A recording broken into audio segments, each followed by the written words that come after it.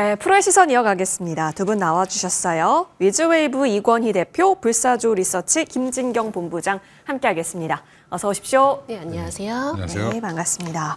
자, 오늘 시장 어제랑은 또 다른 분위기인지라 계속 고민을 하게 하는 시장입니다. 원래 이렇게 우리 시장이 하루 좋으면 하루 좀 빠지고 왔다 갔다 했는데 어제 이후로부터는 좀 아니지 않을까 기대했던 분들에게 있어서는 다시 불확실성에 도사린 시장이구나 직시하게 합니다. 이 속에서 오늘 외국인이 팔고 있죠. 팔고 있는 속에서도 들어오고 있는 종목 쪽은 쭉 보여지긴 하는데 저희 시장 얘기부터 먼저 들어보면 좋을 것 같아서요. 이건희 대표님. 오늘 마이너스권의 큰 이유는 뭐라고 보세요? 잠시 쉰다? 일까요? 일단 뭐 대형 이벤트, 전 세계가 주목하는 이벤트가 있는 거니까. 그리고 또 어제 또 미국이 갑자기 또 트럼프 트레이드로 또 바뀌었죠. 예, 그러니까 뭐 미국의 여론조사라는 게 얼마나 신뢰할 수 있느냐 여부가 좀 저는 좀 관건인데 우리나라는 이제 이거를 사실은 선거관리위원회에서 다 심의를 하는데 미국 같은 경우에 사설기관이 조사하는 거거든요. 그리고 또 하나가 이제 인종도 다양하고 지역별로 이제 뭐 여러 가지 조건들이 다 다르기 때문에 이거를 어떻게 조사한다는 표본을 이제 뽑아내는 방법 자체가 조금은 좀 어떻게 하느냐에 따라서 결과가 좀 달라질 수 있다라는 부분이고 또 샤이 트럼프 관련돼서 또 이제 뭐 보정 이런 것들도 좀 진행되고 있기 때문에 선거 결과는 이제 뭐 지나봐야 알 것 같고요. 네. 여전히 이제 한 번은 또 그런 이제 트럼프 트레이드가 어제 또 시작되면서 우리나라 전반적으로 반도체도 안 좋고 2차 전지도 지금 눌리는 모양이 좀 나왔고요. 어제 이제 금투세 폐지 이슈 때문에 코스닥이 급등했다가 오늘은 그래도 약보합권을 좀 지키고 있지만 여전히 코스닥도 주요 어제 급상승했던 종목들은 일부 차익 실현 매물들이 좀 나오기 때문에 어제 외국인들이 이제 뭐 코스닥을 3천억 이상 매수했는데 네. 사실은 대부분 단기 어떻게 보면 트레이딩 자금들이 좀 들어왔던 것 같고요. 그중에 일부는 차익 실현을 하고 좀 나가는 그런 모습인 것 같습니다. 그래서 오늘 자체는 좀 쉬어가는 장 이렇게 생각하시면 될 것 같고요. 오늘의 하락에 뭐 특별하게 개별 기업들의 악재가 있는 회사들도 일부 있지만 그런 회사들을 제외하고는 그냥 전반적으로 그냥 좀 쉬어가는 숨고르기 장세. 그리고 내일 또 어떻게 내일 결과가 나오지도 않을 텐데. 네. 예. 아마 이번 주는 아마 내내 이러지 않을까. 그래서 이번 주 안에 결과가 나오면 다행이다. 뭐 그렇게 생각하고 있습니다. 맞아요. 초박빙이어가지고 네. 과연 뭐 이번 주 결과 혹은 늦어지면 다음 주 초까지 결과 볼 때까지는 좀 열어놔야 되지 않을까 싶어요. 만약에 해리스 득세면 트럼프 쪽에서 불복 가능성도 있다라고 시사한 바가 있기 때문에 더 늦어지면 늦어졌지 빨리 나오지는 않을 것 같다. 그럼 불확실성이 계속 이어진다는 건데 김진경 본부장님 그러면 그 불확실성 때문에 아무리 금투세라는 빛을 우리가 하루짜리로밖에 해석하지 못하는 시장이라면 지금은 현금 대응이 맞는 거예요?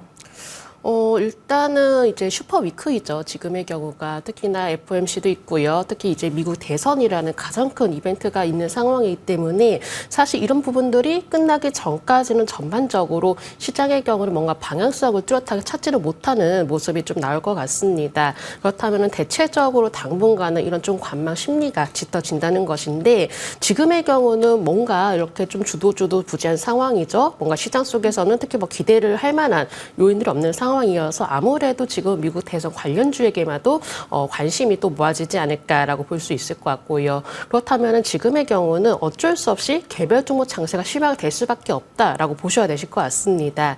그렇기 때문에 워낙 종목별로 변동성이 또 심한 모습 보여지기도 하고 그래서 현재로서는 보수적인 관점을 충분히 유지하실 필요가 있으실 것 같고요. 오히려 지금의 경우는 물론 이렇게 이슈에 집중하면서 이슈에 따라서 움직이는 종목들에 대해서도 관심이 필요하긴 하지만은 만약 이런 부분들이 좀 어려우시다면은 오히려 실적 개선 기대감이라든지 아니면 낙폭 과대가 된 종목들에 대해서는 오히려 지금부터는 조금씩 분할 매수로 대응을 하셔도 유효하다라는 점도 말씀을 드리고 싶고 특히나 이런 조금 어느 정도의 이제 큰 이벤트들이 끝나야 변동성이 또 줄어들 가능성이 높기 때문에 오히려 지금의 경우는 조금 보수적인 관점을 유지를 하되 이런 변동성이 확대가 될 시장이 가능성이 있다는 점에 대해서는 충분히 주의를 하시면 좋으실 것 같습니다. 살 거면 살 이유가 확실히 있어야 되겠네요. 그리고 여기에 더해서 좀 조정받을 때 모아갈 수 있는 영역이어야 한다. 그럼 하나씩 어디가 빛을 볼 수 있는 것인가 얘기 나눠보겠습니다. 외국인이 지금 매수하고 있는 종목군들 현재 나타나는데요. SK 하이닉스 확인되네요. 그리고 고려아연 다시 또 살아나고 있는 고려아연, LG화학, KB금융, 네이버, 기아 등등 진짜 어떤 섹터를 같이 담습니다가 아니라 굉장히 다 각계전투, 개별적으로 많이 분산이 되어 있구나 확인이 가능합니다. 일단 순매도 쪽을 또 같이 열어볼게요. 아까 순매수 쪽에서는 SK하이닉스였는데 매도 쪽에는 삼성전자 지금 보여집니다. 삼성전자 우선주 같이 있네요. 아, 삼성전자 얘기를 한번 해봐야 할까요? 자, 이건희 대표님. 예. 어제도 사실 금투세에 삼성전자는 그렇게 시원하게 웃지 못했던 것 같아요. 근데 오늘 뉴스 들어보니까 그 AMD의 AI 가속기에 삼성전자의 HBM을 뭐 엔비디아와 투트랙으로 좀 넣을 수 있다라는 희망, 계획은 또 발표가 되거든요. 근데 어쨌든 주가의 반응으로는 전혀 연결을 못 시키고 있는 거잖아요. 그러니까 지금은 보여줄 때까지, 확실히 나올 때까지는 그냥 미동 없다, 이 상태로 횡보 시나리오로 우리는 인지를 해야 하는 걸까요? 삼성전자에 대한 현재 뷰 알려주시죠. 9년 된 거죠. 예, 삼성전자가 8월 달에 이미 한번 약속을 어겼고 그리고 나서 지금 그 이후로 지금 거의 한 7만 원대 중반에서 뭐 6만 원 이하까지 지금 빠져 있는 상태인데 네. 실적보다는 이제 앞으로 신뢰 시장에 어떤 지금 제시했던 이번 실적 발표 때 제시했던 스케줄을 제대로 지키는지 여부를 좀 확인하려고 하는 심리가 강할 것 같고요. 또 중국이 또 때마침 또 경기 부양 이슈가 또 있죠. 뭐 이제 전인대에서 상무위원들이 모여서 아마 재정 정책에 대한 결과를 발표할 텐데 네. 중국도 아마 근데 제가 볼 때는 미국 대선 결과 이후에 발표할 가능성이 높고요. 그러면 그 전까지 삼성전자가 뚜렷하게 외국인들이 매수할 수 있는 뭔가 이제 재료가 없는 거죠. 그래서 지금 지난번 이제 실적 발표하고 나서 한 6만 천 원대를 급등했던 이유는 드디어 HBM 시장 엔비디아에 드디어 납품을 하는구나라는 부분이고 지금 HBM을 뭐 엔비디아 그 AMD에 납품하고 있는 부분들은 원래 알고 있었던 부분인데 여기에 뭐 투트랙으로 뭐 들어간다 뭐 그런가 보다 하는 거죠. 근데 당연히 그래야 되는 거 아니야? 근데 지금 그게 문제가 아니라 엔비디아에 언제 8단 들어가고 언제 12단 들어가고 이런 얘기를 물어보고 있는 겁니다. 그래서 여전히 외국인들의 수급은 우호적이지 않고 여러 가지 이제 수급적인 악재, 뭐 우리나라를 팔아서 중국으로 가야 되는 자금들의 이제 빠져나감도 여전할 거고요. 그다음에 그러면 결국에는 하이닉스보다는 삼성전자를 파는 게 단기적으로 편하겠죠, 외국인들 입장에서는. 그러면 삼성전자를 나중에 좀 비싸게 사더라도 지금은 나가야 된다라고 보는 것 같고요. 그러면 여전히 삼성전자가 조금 좀 쉬어가는 국면, 지난번에도 몇 번 말씀드렸지만 월봉이나 주봉이나 이렇게 한번 보시면 급격히 떨어졌으니까 급반등이 나와야 되겠지. 그럼 급반등이 나올 거면 지난달에 나왔어야 되는 거고 지금 이 자리는 한 5, 6 적어도 3개월 이상 헤매야 되는 자리거든요. 그러면 한 5만 5천에서 6만 원 사이 구간을 계속 왔다 갔다 하면서 바닥을 좀 잡아가는 그런 형태가 나오지 않겠나 생각하고 있습니다. 그래서 너무 섣부르게 삼성전자가 지금 급반등할 거다라고 기대하시기보다는 그때도 발표하고 그날이 좀 흥분하다가 그 다음날 되니까 다시 사람들이 객관적으로 밤새 곱씹어 보더니 별거 없구나 이렇게 생각했던 거랑 똑같은 거거든요. 그러니까 결국엔 그러고 나서 하이닉스로 다시 또 자금이 몰렸습니다. 그러니까 그 말은 AI 열풍에 지금 어떻게 보면 큰 흐름에 삼성전자가 지금 제대로 파도를 못하고 있고 지금 주변에서만 맴돌고 있기 때문에 그 맴도는 것들이 좀 해결이 돼야 뭐 올라갈 걸로 보이고요. 그래서 반도체 소부장들도 사실 좀 딱히 지금 좋은 흐름을 보이고 있지 않아서 또 더군다나 또 트럼프가 만약에 당선이 된다라고 하면 반도체는 괜찮을 거야라고 생각하시면 안 됩니다. 반도체도 일시적인 충격을 받겠죠. 여전히 뭐 관세 부과라든지 여러 가지 제재를 할 테니까 미국에 공장 짓고 있으니까 괜찮지 않을까라고 생각하시면 안 됩니다. 결국에는 미국에 공장 더 지라고 할 수도 있고 그러지 않으려면 그렇게 하기 위해서 나는 보조금을 주는 게 아니라 관세를 매기겠어 이렇게 지금 얘기를 하고 있는 거거든요. 그러니까 여러 가지 이제 물론 이제 대통령이 되고 나서 어떤 정책이 바뀔지 모르겠지만 일시적으로 지난번 2016년에도 트럼프 당선되고 나서 그날 아마 발표되고 나서 확정되고 나서는 한 2% 이상 빠졌습니다. 코스피가. 그러고 나서 이제 그 다음날 올랐죠. 예. 그러니까 한 번 충격은 올 테니까 뭐 너무 지금 적극적으로 매매하시기보다는 반도체도 좀 관망하시면서 대응하시는 게 좋을 것 같습니다. 네. 특히 오늘은 PSK 홀딩스가 10% 넘게 여기 빠지고 뭐 있는 상황. 개별 악재인 것 같고요. 예. 예. 개별 악재가 좀 있는 것 같아요. 예. 일단 뭐 지분 좀 정리했다라는 뭐 공시 여파도 있어 보이고 어쨌든 반도체 소부장단 투심이 그렇게 또 좋아지지는 않은 것 같아요. 그러니까 일단 대선은 피해가자 측면에서 본다면 김진경 본부장님은 역시 그동안 참 기회 많고 방향 좋았던 반도체든 반도체 소부장이든 대선이라는 둘러싸인 리스크 앞에서는 일단은 대기가 먼저 최우선이라고 역시나 똑같이 보시는지요?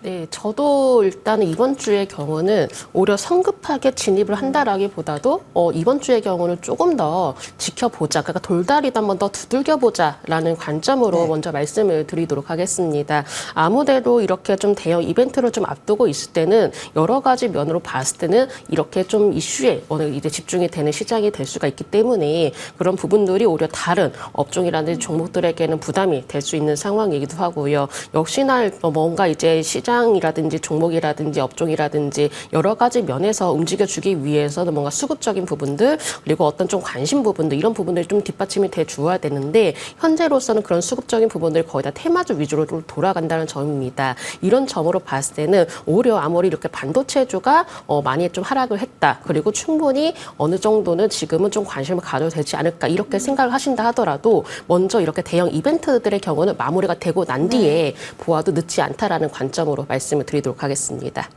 일단은 좀 피해 가야겠네요. 현재 시기는. 이쪽으로 넘어가 보죠. 이거는 대선 불확실성과 상관없는 이슈예요. 이수페타시스 얘기 계속 나눠보겠습니다. 그러니까요. 지난주 목요일에 소문 돌 때가 결국 뭔가 이 냄새가 났었다라는 부분이었나 봐요. 기관이 계속해서 덜어내고 있는 상황이죠. 검색어 탑10에 보니까요. 7위에 이수페타시스 자리하고 있는데 이건희 대표님, 이수페타시스는 이제 어떻게 해야 돼요? 이럴 거면 제2호 사야 돼요?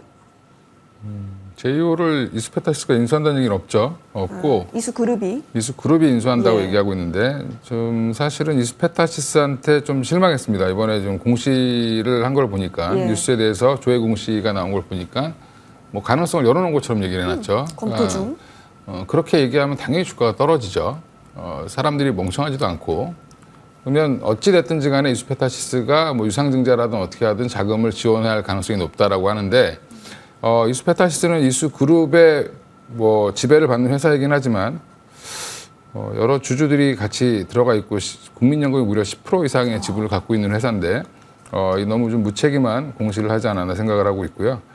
실적이라든지 업황은 바뀐 게 없고 지금 대구의 5공장도 지금 증설 중이고 업황은 너무 좋습니다. 그래서 네. 아마 3분기 실적이 아직 구체적으로 발표가 안 됐는데 발표가 나오면 오히려 또 화들짝 놀랄 수도 있는데 문제는 수급이죠. 이제 이렇게 한 달 뒤에 또 공시하겠다 뭐 이렇게 얘기해 놓으면 한 달 내내 빼겠다는 건가 뭐 이렇게 생각하실 분도 있는데 어느 정도 바닥은 좀 나온 것 같긴 합니다. 한 3만 원 이하로 깨지는 않을 것 같은데 왜냐하면 펀더멘탈이 있는 회사고 이 회사가 지금 제2호를 인수할 이유가 전혀 없죠.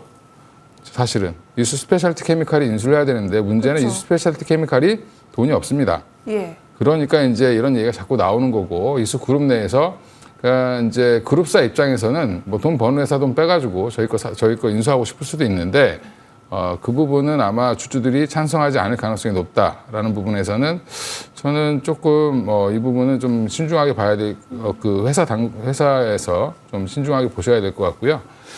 지금 전체적으로 밸류업을 논하고 있는 시점에서 이런 식으로 이제 회사에서 공시를 하고 입장 표명을 제대로 이제 소통을 안 한다, 주주들과 소통을 안 한다라고 하면 나중에 아무리 실적이 잘 나와도 사람들한테 외면받을 수 있다라는 부분 좀 회사 관계자들이 알았으면 좋을 것 같다 이렇게 말씀드리겠습니다. 한 가지만 더요. 대덕전자가 MLB 예. 그거 지금 승인 기다리고 있다고 하더라고요. AMD한테. 예. 그래서 대덕전자는 오르고 이수페타시스는 또 빠지는데 근데 사실 스케일로 보면 이수페타시스를 그래도 응원을 해줘야 되는 건 맞잖아요. 업황으로 봤을 때는 전혀 훼손이 없다라고 하셨으니까요.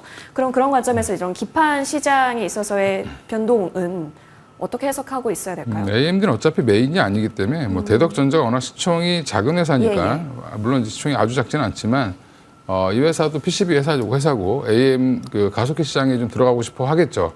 이수페타시스가 돈을 버는 걸 보면 얼마나 배가 아프겠습니까? 한미 반도체를 쫓아가려고 하는 하나 정밀기계랑 똑같은 건데 지금 대덕전자는 이제 새로운 이슈가 생겼으니까 기존에 이제 싸구려 기판 만들다가 MLB 만든다고 하니까 올라가는 거고요. 대신에 이제 여전히 메인 시장은 엔비디아입니다. 엔비디아로 들어가느냐, 그 다음에 마이크로소프트라든지 구글이라든지 이런 데이터 센터를 이제 대량 보유하고 있는 회사들의 납품을 할 수 있는지 없는지가 더 중요한데 그 부분에 아직 이제 대덕전자는 첫 걸음마를 네. 떼기 시작했다 정도로 희망을 가지고 올리는 거고요. 이스페타스는 어차피 실적을 가지고 증명을 해야 되고 지금 기존의 이제 이런 그 유상증자 이슈 이런 것들을 좀 떨궈낸다라고 하면 오히려 급반등이 나올 가능성도 있겠죠. 예. 메인은 엔비디아 진영이다. 이 부분 잊지 말아야 될 것 같고 이스페타시스에게 있어서는 3분기 실적 어떻게 나올지 또 기대를 해보겠습니다. 바이오로 넘어갈게요. 지금 바이오가 다시 좀 어제 강하게 또 움직인 바가 있어서 뭐 유한 양행도 보이고 ABL 바이오도 보이는데 순매도 쪽에 보인다라는 점이 좀 신경이 쓰이긴 합니다. 김진경 본부장님, 바이오가 참 많이 달려왔지 않습니까? 근데 앞으로 더 갈 수 있다. 왜냐하면 1월에도 학회 있고 지금도 학회 중이에요. 그런 관점에서 주가가 많이 차 있다라는 점이 한 가지가 걸릴 뿐. 자, 여기서의 판단은 어떻게 내리고 계세요? 일단 바이오주에 대해서는 뭐 충분히 관심을 가져도 된다라고 먼저 말씀을 드려보도록 하겠습니다. 사실 이제 바이오주라고 한다면은 물론 이렇게 학회에 대한 이슈들도 남아있긴 하지만은 지금 워낙에는 이제 대선 쪽을 좀 많이 바라봐야 되는 거거든요. 근데 지금 대선이 바로 초박빙의 대결 구도가 이어지고 있는 상황에서도 오히려 바이오 종목에 대한 관심은 높아지고 있습니다. 왜냐하면은 어느 누군가 당선이 된다 하더라도 이 중국 바이오를 견제를 하기 위해서 생물보안법에 대한 영향력이 더욱더 강해질 것으로 보여지고 있기 때문에 이런 내용들이 바로 우리나라 바이오주에게는 조금 더 수혜 기대감이 나타나지 않을까라고 볼 수 있을 것 같고요. 그렇다면은 미국 대선 결과와 크게 상관없이 뭔가 실적 기대감은 충분히 이어질 것으로도 보여지고 있기 때문이죠. 특히나 이렇게 국내 이 바이오 시밀러 기업이 이제 대미 수출의 경우가 현재는 이제 최소 현재 수준을 그래도 유지할 것으로 전망이 되고 있기 때문에 바이오주에 대해서는 뭔가 우려감보다도 앞으로 어떤 좀 대선 결과를 뭐 떠나서 앞으로 더욱더 기대감이 또 높아지고 있는 시점이기 때문에 오히려 바이오주는 한번 좀 꾸준히 관심 가져보자라고 말씀을 드리고 싶고 특히나 바이오 종목의 경우는 이 특이점이 있습니다. 뭔가 업황에 대한 전체적인 기대감보다도 이 개별 이슈에 민감한 부분이 있습니다. 그렇기 때문에 오히려 바이오주로 공략하실 때에는 조금 더 종목별 옥석 가리기에는 좀 더 집중해보자라는 점도 함께 말씀을 드려보도록 하겠습니다. 본부장님 그런 관점에서 ADC도 있을 것 같고 추가 질문 예상하셨죠? 뭐 바이넥스, 삼바, 뭐 ST팜과 같은 그쪽 동네도 있을 것 같고 어디예요? 저는 만약에 거기서 이제 콕 네. 집어서 말씀을 드린다면은 그래도 삼성 바이오로직스는 꼭 꾸준히 봐야 되지 않을까라고 봐야 될 것 같고요. 앞서 말씀드렸다시피 바로 이 생물보안법에 대해서 얘기들은 꾸준히 나올 것 같거든요. 워낙에 미국에서는 계속적으로 중국을 견제를 할 것으로 보여지고 있고 또 이제 새로운 대통령이 나온다 하더라도 중국에 대한 그 견제는 이어질 것으로 보여지고 있기 때문에 그렇다면은 삼성 바이오로직스의 경우는 생물보안법에 대해서 직접적인 수혜가 기대가 되고 있는 만큼 오히려 조정이 나올 때마다는 한 번씩 관심을 가져봐야 되지 않을까라고 좀 봐야 될 것 같습니다. 알겠습니다. 삼바를 대표 주격으로 계속해서 살펴봐야겠습니다. 자, 이어서 2차 전지단으로 넘어가 봅니다.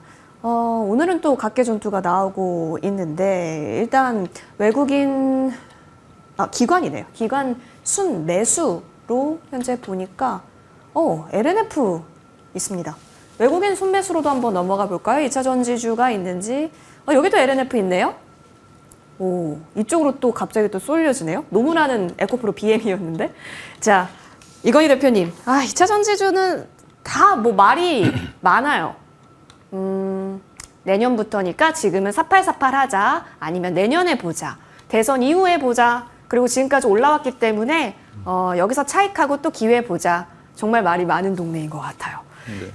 대표님의 뷰는요? 말이 많은 거는 물린 분들이 많아서 그런 거고요. 예, 일단 지금 뭐 너무 고점에서 하신 분들이 많고, 네. 그러다 보니까 이제 항상 뭐 반도체도 그렇고 뭐 이제 2차 전지도 그렇고 바이오도 그렇고 항상 고점으로 갈 때 이게 버블인지 아닌지 판단하는 게 굉장히 중요한데 2차 전지도 사실은 약속을 잘 못 지켰기 때문에 주가가 빠진 겁니다. 성장 로드맵이 부러졌죠. 그래서 이제 주가가 부러지기 시작한 건데 지금 보면 다시 회복 국면에 들어가는 걸로 저는 개인적으로 판단을 하고 있는데 그 이유는 LG 에너지솔루션이 다시 계약들이 늘어나기 시작을 했고 결국에는 자동차 회사에서 수요가 생겨야 되는 건데 그 수요들이 조금씩 이제 나타나고 있다라는 부분이 이제 긍정적인 요인으로 보이고요. 대신에 이제 좀 예전처럼 우하고 같이 올라가지는 않을 것 같고 좀 시차를 두고 올라갈 가능성이 높은데 일단 트럼프가 당선이 되면 빠지겠죠. 예. 뭐 그거를 트럼프가 됐는데 왜 빠져 이렇게 얘기하면 안 되고 그냥 빠지는 겁니다. 예, 당연히 트럼프가 안 되고 해리스에 베팅을 하신 분들이 많이 샀을 거고요. 그럼 당연히 트럼프가 되면 그분들은 2차든지 업황이고 뭐고 상관없이 그냥 던집니다. 그러면 빠질 겁니다. 네. 그러면 그때가 오히려 기회다라고 저는 개인적으로 보고 있고 만약에 해리스가 되면 또 상승으로 출발을 하겠죠. 예, 그러면 또 그것도 기회입니다. 조금 비싸게 사시면 되죠. 예, 갖고 계신 분들은 또 그때 뭐 더 끌고 갈지 아니면 팔지 여부만 생각하시면 될 것 같은데 지금 2차 전지는 업황이 돌아서는 거 맞는데 셀업체 중심으로 좀 빨리 돌 걸로 보이고요.